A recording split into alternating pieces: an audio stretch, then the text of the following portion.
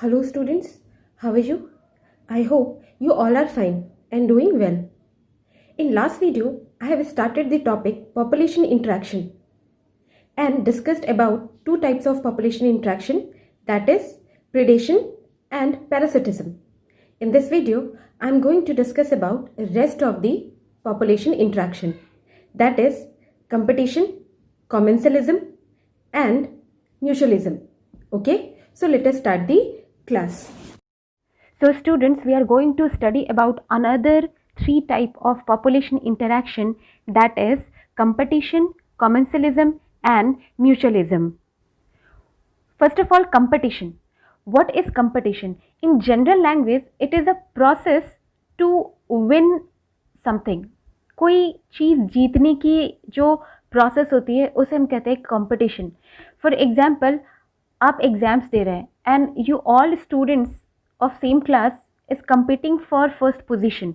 तो उस first position, उस एक फर्स्ट पोजीशन के लिए आप सब जो है कम्पीट कर रहे हैं एक दूसरे से.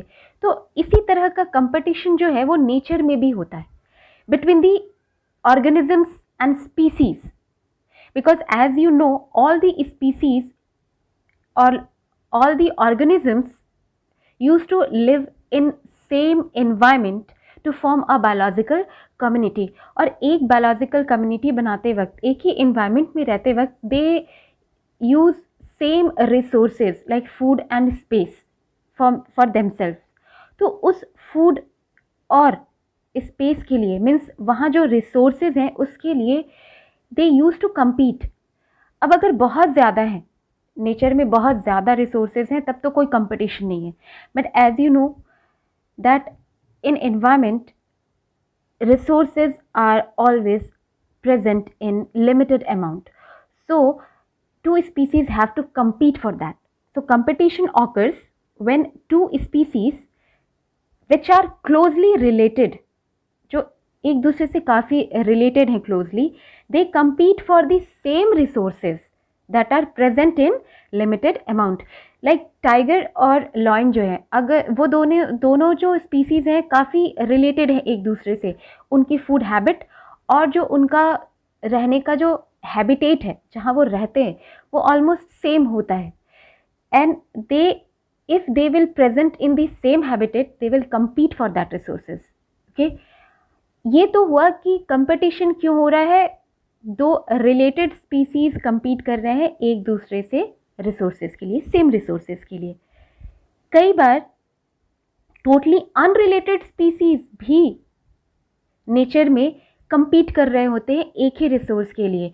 For example, in shallow South American lakes में वहाँ पर जो फिशेज रहती हैं दे यूज टू ईट जू प्लैंक्टॉन्स. वहाँ जो लेक के जू प्लैंक्टॉन्स है वो उनका खाना होते हैं.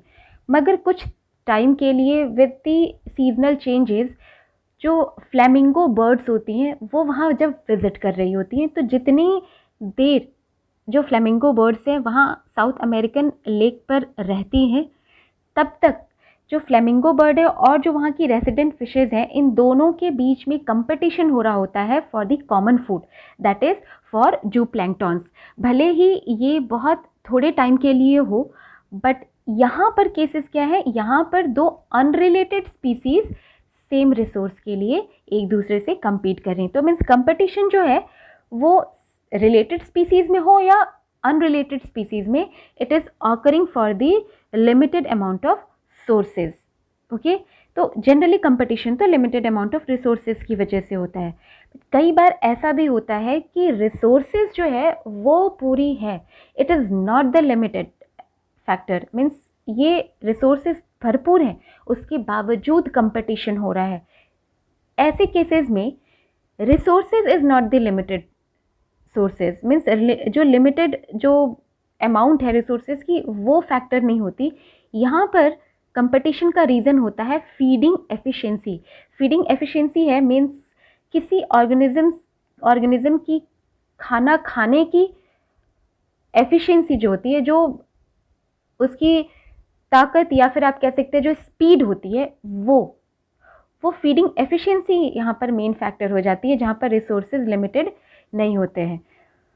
दो स्पीसीज़ में जिसकी फीडिंग एफिशिएंसी ज़्यादा होगी that will be superior, and the species which have low feeding efficiency, that species will be inferior species. means competition में एक superior species होता है और एक inferior species. तो inferior species हमेशा क्या होता है, they have to lose their habitat और existence, राइट, कंपटीशन की वजह से. एग्जाम्पल अगर हम देखें तो गैलापागोस आइलैंड्स में एक टॉर्टोइज की स्पीसीज थी, एबिंगडॉन टॉर्टोइज. वो वहाँ रहते थे, but they became extinct, means वो खत्म हो गए within a decade after goats were introduced on that island. कुछ टाइम बाद क्या, वहाँ पे गोट्स को इंट्रोड्यूस करा दिया गया उस आइलैंड पे, वहाँ पर ले जाया गया, और उन गोट्स की फीडिंग एफिशिएंसी इतनी ज़्यादा थी, उनकी ब्राउजिंग एफिशिएंसी इतनी ज़्यादा थी कि जो एबिंगडॉन टॉर्टोइज थे वो अगले 10 साल में अपनी लो फीडिंग एफिशिएंसी की वजह से उन्हें प्रॉपर न्यूट्रिशन नहीं मिल पाया, प्रॉपर फूड नहीं मिल पाया, तो वो क्या हो गए, एक्सटिंक्ट हो गए. ओके, अब ये जो कंपटीशन हो रहा है रिसोर्सेज के लिए हो रहा, साथ ही साथ अगर रिसोर्सेज सही है तो फीडिंग एफिशिएंसी के ऊपर हो रहा है. तो जब भी कोई सुपीरियर स्पीसीज किसी एरिया में है तो जो भी कंपिटिटिवली इंफीरियर स्पीसीज होगा या तो वो एक्सटिंक्ट हो जाता है या फिर वो एक रिस्ट्रिक्टेड ज्योग्राफिकल एरिया में प्रेजेंट होता है. मीन्स बहुत छोटे ज्योग्राफिकल एरिया में प्रेजेंट रहेगा जहाँ पर जो सुपीरियर स्पीसीज ना पहुँच रहे हो. तो जब उस फॉर एग्जांपल अगर किसी एक एरिया में 2 स्पीसीज हैं जिसमें से एक सुपीरियर स्पीसीज है कंपिटिटिवली और एक इन्फीरियर स्पीसीज है, जब तक वहाँ पर वो कंपिटिटिवली सुपीरियर स्पीसीज प्रेजेंट होगा, जो इन्फीरियर कंपिटिटिव स्पीसीज है वो बहुत ही छोटे एरिया में लिमिटेड रहेंगे, बहुत स्मॉल एरिया में रिस्ट्रिक्टेड रहेंगे. और जैसे ही एक्सपेरिमेंटली वहाँ से कंपिटिटिवली सुपीरियर स्पीसीज को रिमूव कर लिया जाए तो ये जो इन्फीरियर कंपिटिटिवली इन्फीरियर स्पीसीज थे ऑर्गेनिजम्स के, वो क्या करेंगे, फिर से अपने आप को पूरे एरिया में एक्सपेंड कर लेंगे. उनका डिस्ट्रीब्यूशनल रेंज जो है वो बढ़ जाएगा. ये क्यों बढ़ा, क्योंकि वो जो इन्फीरियर स्पीसीज थे उनके ऊपर से कंपटीशन का प्रेशर जो है वो रिलीज हो गया, सुपीरियर स्पीसीज के कंपटीशन का प्रेशर रिलीज हो गया. इसे हम कहते हैं competitive release, right. For example हम देखें कि इंटरटाइडल एरियाज में ब्रैनिकल्स, 2 स्पीसीज ब्रैनिकल्स के, एक बैलेनस और दूसरा कैथमैलिस. बैलेनस ब्रैनिकल्स जो हैं वो डोमिनेट कर रहे थे क्योंकि वो सुपीरियर थे, कंपिटिटिवली वो सुपीरियर थे, जिसकी वजह से जो कैथमैलिस ब्रैनिकल्स थे वो एक छोटे से स्मॉल ज्योग्राफिकल एरिया में रिस्ट्रिक्टेड थे.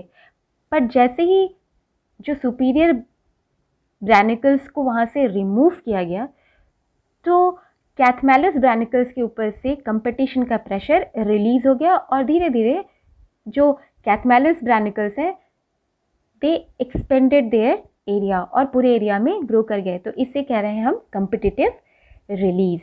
ओके, तो एक तरह से आप कह सकते हैं competition can be best defined as a process in which fitness of one species is significantly lower in the presence of another species. 2 species एक जगह है तो जो उनमें से एक स्पीसीज जिसका फिटनेस पहले वाले स्पीसीज से कम होगा वो कंपिटिटिवली क्या होंगे, इन्फीरियर हो जाएंगे, और जिनकी फिटनेस अच्छी होगी दे विल बी कंपिटिटिवली सुपीरियर.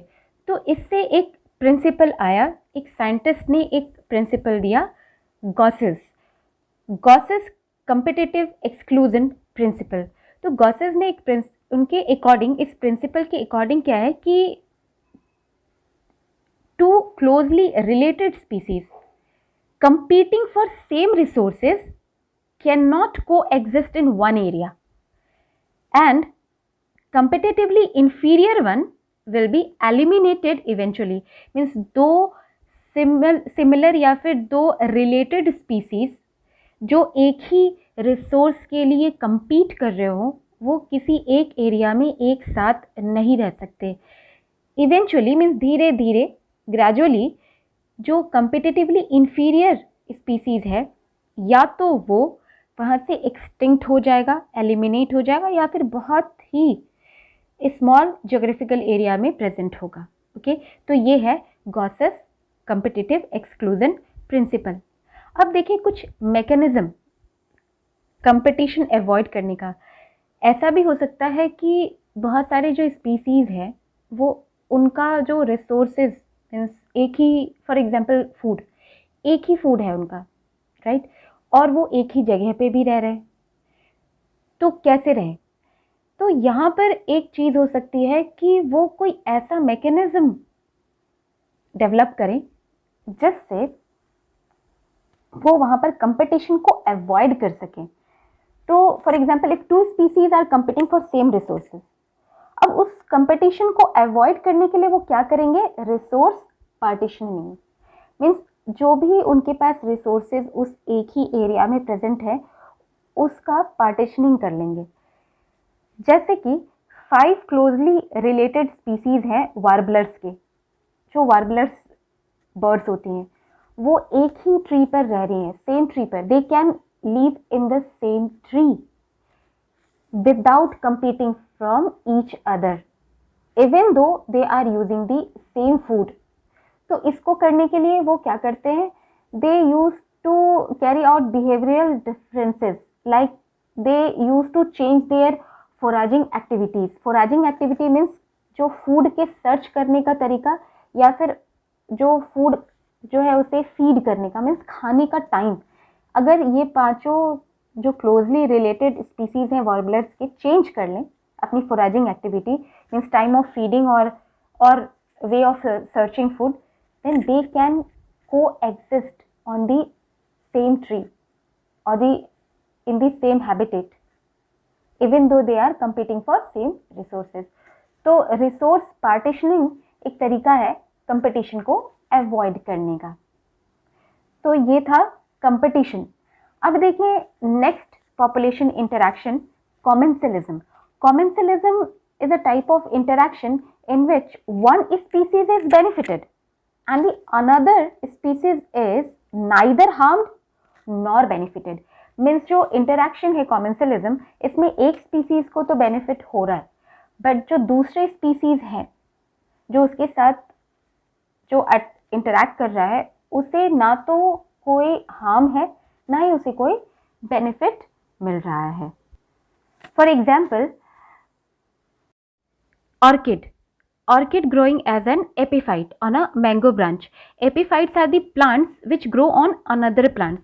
अब parasites भी अपने किसी होस्ट ऑर्गेनिज्म पे ग्रो कर रहे होते हैं, मगर एपीफाइट और पैरासाइट्स में डिफरेंस ये है कि parasites use to destroy their host but epiphytes do not harm their host. Okay, तो पहला एग्जाम्पल कॉमेंसलिज्म का है, orchid growing as an epiphyte on a mango branch.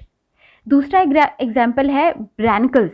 ब्रैनिकल्स जो है it grows on the back of whale. Whales के back पर means उसके पीठ पर ये ब्रैनिकल्स ग्रो कर रहे होते हैं but barnacles doesn't harm whale. Here barnacles get benefit by getting the shelter on the back of well but it doesn't harm whales। Next example is cattle egret। Cattle egret is a bird which used to stand over the grazing cattle। जो cattle egret है वो जो cattles graze कर रहे होते हैं उनके ऊपर अक्सर आप देखेंगे जो cattles इधर उधर जो ग्रेजिंग के लिए निकल रहे होते हैं उनके ऊपर एक बर्ड बैठी होती है, that is called as cattle egret. तो इन्हें फ़ायदा क्या है कैटल एग्रेट को उन कैटल्स के ऊपर बैठने से? तो cattle egret are benefited by the cattle because cattle goes into the bushes and insects get stuck to them from plants and these insects are the food for cattle egret. So cattle egret gets food easily in this way but they doesn't harm grazing cattles. Means grazing जो cattles हैं उन्हें कोई harm नहीं है but cattle एग्रेट को इस तरह से आसानी से फूड मिल जा रहा है। Another example is clown fish and sea anemone. Here clown fish gets protection from predators because due to the stinging tentacles present in sea anemone, no predators harms clownfish. Means जो predators है वो attack नहीं करते clownfish पे, क्योंकि ये clownfish जो है वो sea anemone के साथ साथ होती हैं. तो sea anemone के साथ पास stinging tentacles होते हैं, मीन्स जो स्टिंग करते हैं, जो डंक मारने वाले टेंटिकल्स होते हैं. इस डर से जो प्रीडेटर्स है जो कि क्लॉन फिश को पर अटैक कर सकते थे वो अटैक नहीं करते. तो यहाँ पर क्लॉन फिश जो है इट इज़ बेनिफिटेड, उसे बेनिफिट मिल रहा है, बट सी एनिमल को इससे ना कोई फ़ायदा है ना ही कोई हार्मफुल इफेक्ट हो रहा है. तो ये सारे एग्जाम्पल्स में क्या है, मैंगो ट्री, वेल, कैटल, सी एनिमल, ये सारे जो हैं ये होस्ट है, but they are not facing any harmful effect by hosting the another organism. So these are the examples of commensalism. Now next is mutualism. Mutualism is the interaction between the two species when both the species are interacting and getting the benefit. Means जहाँ पर दो species interact कर रहे हैं और साथ ही साथ दोनों को ही किसी ना किसी तरह का फ़ायदा है. For example lichens. Lichen is a mutualistic और symbiotic relationship between the fungus and cyanobacteria, या फिर आप कह सकते हैं ब्लू ग्रीन एल्गीज. तो यहाँ पर जो फंगस है they are providing minerals from the solid stratum, absorbing the minerals and providing it to cyanobacteria. And also these fungus are providing shelter to the algae. algae को shelter भी provide कर रहे हैं, क्योंकि algae जो है blue green algae जो cyanobacteria है they can not attach to any substratum by themselves, so they are getting shelter in fungus. Now what is the benefit which fungus is getting from cyanobacteria? Cyanobacteria can photosynthesize and it provides nutrition which is being prepared by the process of photosynthesis. It provides nutrition to the fungal partner. Second mutualistic जो relationship है उसका best example है mycorrhiza. It is the association between fungi and the roots of higher plants. यहाँ पर जो है fungi helps the plants in the absorption of nutrients from soil and the plants provides fungi with the nutrition. Means जो fungi है वो nutrients absorb help कर रहे हैं nutrients absorb करने में soil से, और इसे वो provide करे plants को, और plants उस nutrients को use करके food prepare कर रहा है with the help of photosynthesis, और जो कार्बोहाइड्रेट प्रिपेयर हो रहा है उसे वो फंजाई को भी प्रोवाइड करा रहा होता है. Okay, next mutualistic relationship is rhizobium and leguminous plants. Rhizobium और लेग्यूमिनस प्लांट्स के बीच में जो सिम्बायोटिक रिलेशनशिप होता है वो भी म्यूचुअलिज्म है.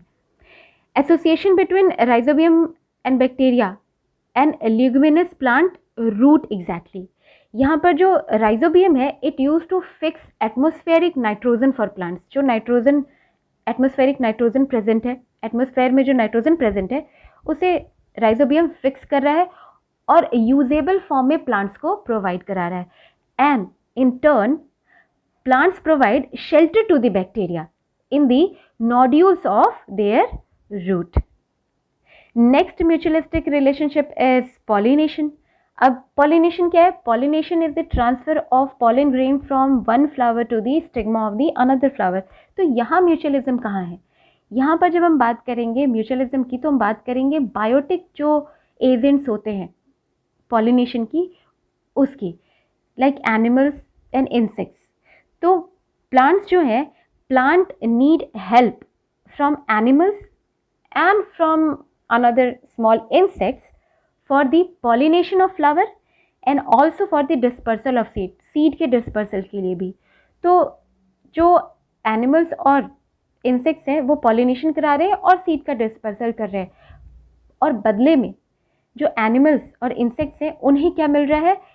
plants used to offer a reward to insects in the form of pollen and nectar, and they used to reward animals with the juicy and nutritious fruits. Means ये जो animals है, food जो है उन्हें एक तरह से जूसी न्यूट्रिशियस फ्रूट्स मिल जाता है एज अ फूड, और वो हेल्प करते हैं सीड के डिस्पर्सल में। और जो इंसेक्ट्स है वो पॉलिनेशन में हेल्प कर रहे हैं, पर उन्हें भी रिटर्न में प्लांट से फूड मिल रहा है, और वो फूड है पॉलन एंड नेक्टर, राइट। तो जो पॉलन ग्रेन्स इंसेक्ट से स्टिक हो गई वो तो फर्दर जाकर दूसरे फ्लावर्स में पॉलिनेशन का प्रोसेस कैरी आउट करवाएंगी, बट उसके साथ साथ कुछ पॉलन और जो फ्लावर्स में नेक्टर है वो इंसेक्ट्स के लिए फूड होता है।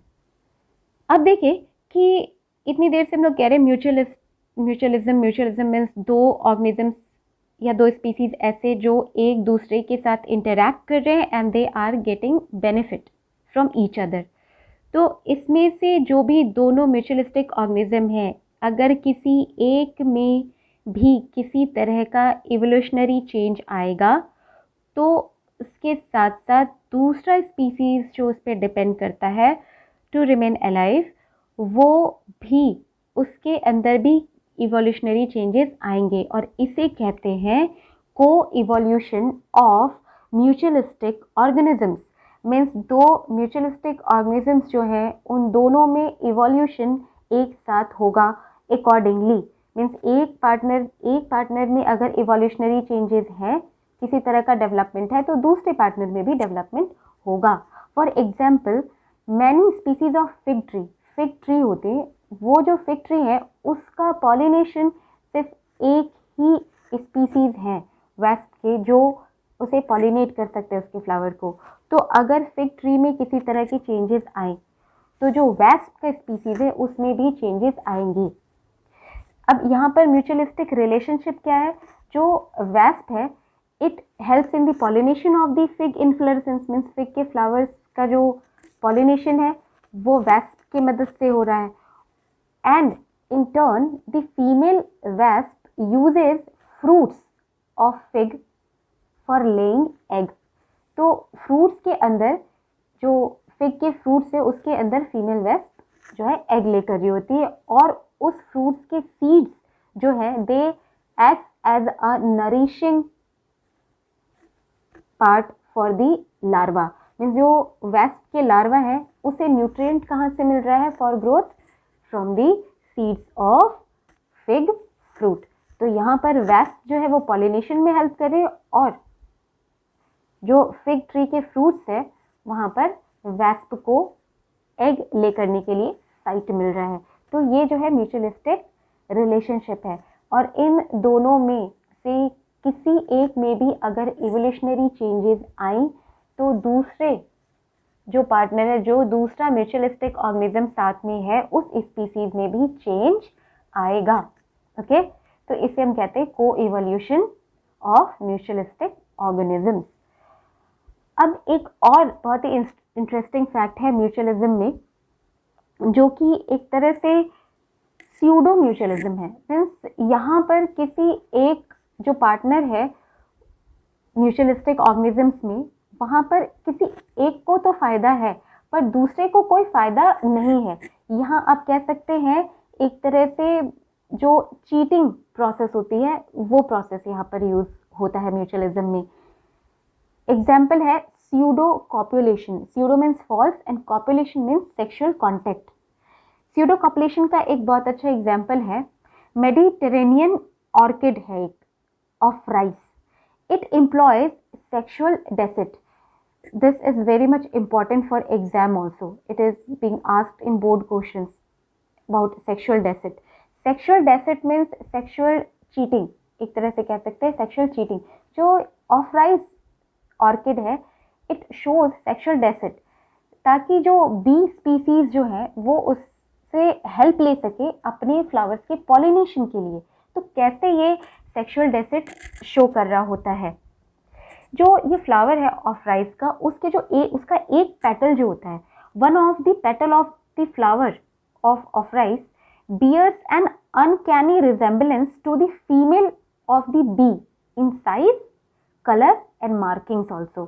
Means ये फ्लावर्स का, जो ये ऑफराइज के फ्लावर का एक पेटल बहुत ही अट्रैक्टिव रिजेम्बलेंस शो कर रहा होता है, बिल्कुल अट्रैक्टिव दिख रहा होता है, जो फीमेल बी है उसके जैसा, बिल्कुल फीमेल बी के साइज, कलर और जैसे फीमेल बी के ऊपर मार्किंग्स होती हैं वैसा ही एक पेटल होता है फ्लावर्स के अंदर.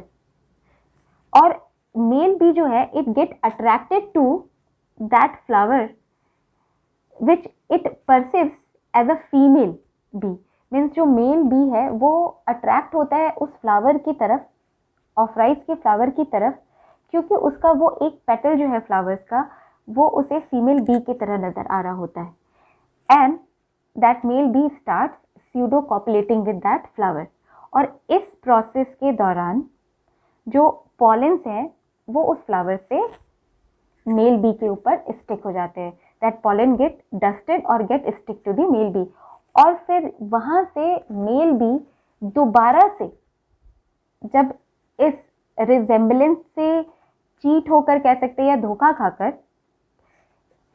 ऑफराइज के दूसरे फ्लावर पर स्यूडो कॉपुलेशन कर रहा होता है, तो वो पॉलन ग्रेन्स जो उस मेल बी के जो पर स्टिक हुए हैं वो जाकर के दूसरे फ्लावर्स में जहाँ पर वो स्यूडो कॉपुलेट कर रहा होता है वहाँ पर ट्रांसफर हो जाते हैं और पॉलिनेशन शुरू हो जाता है, वहाँ पर पॉलिनेशन स्टार्ट होता है. And this is pseudo copulation where mutualism is occurring but in a cheating manner, or pseudo mutualism is being carried out. So that's all for this video, and this completes your chapter organisms and population. And in next video I will start the next chapter, biodiversity and conservation. Till then, stay safe, stay home, use mask, use sanitizer and always maintain social distancing. Have a nice day.